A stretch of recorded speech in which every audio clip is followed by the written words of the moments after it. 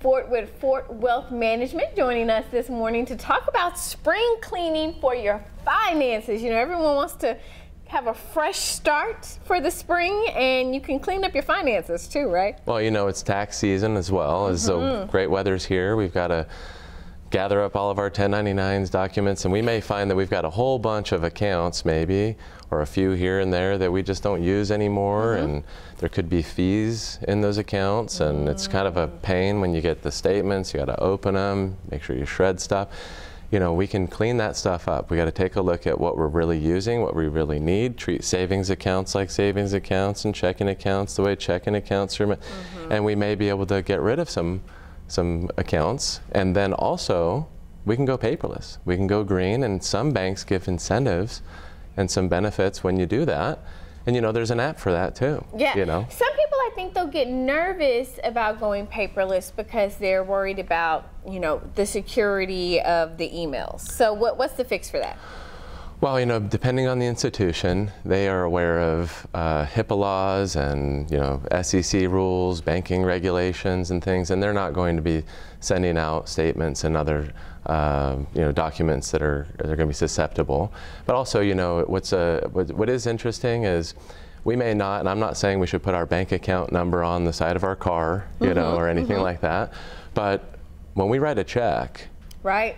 Our bank account number and the routing number is on those checks we hand to the person at the grocery store or wherever. So, you know, we can switch to paperless, and in some cases it may be more secure because who knows, things can get lost in the mail as well. Yeah, absolutely. So that's a great tip for spring cleaning. Any other ideas of ways people can clean up their finances? Oh, there's a million. So we want to talk about our credit score. So it's not something that we really take a look at. I'm talking about the report. You know, we may have, you know, banks have it, or credit card companies often will have an app, and they'll have a way for us to be able to view our score from one of the top 3 or maybe all 3 of the credit bureaus. Well, when was the last time that you or I or we actually looked at the report and went line by line? And I'm going to tell you, it's not only a great educational process because we know what matters to them, what they're reporting, but also they can make mistakes too.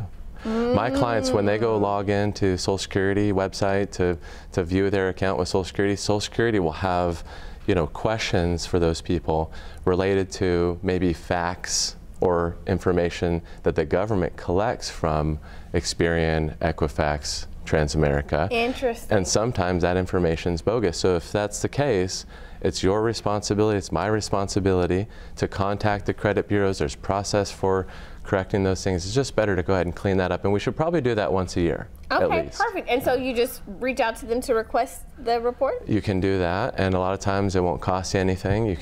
But I'm talking about the actual document. The scores are important, sure, but we also need to see what's in there. Okay. That's good advice. Oh, yeah. All right, sounds like work, but that's okay because people like Justin can help you get through it. Yep, there's ways to do it. It's worth doing. Perfect. Yep. Justin, thank you so much for being with us this morning. We certainly appreciate it. It was great to be here. All right, we'll be right back.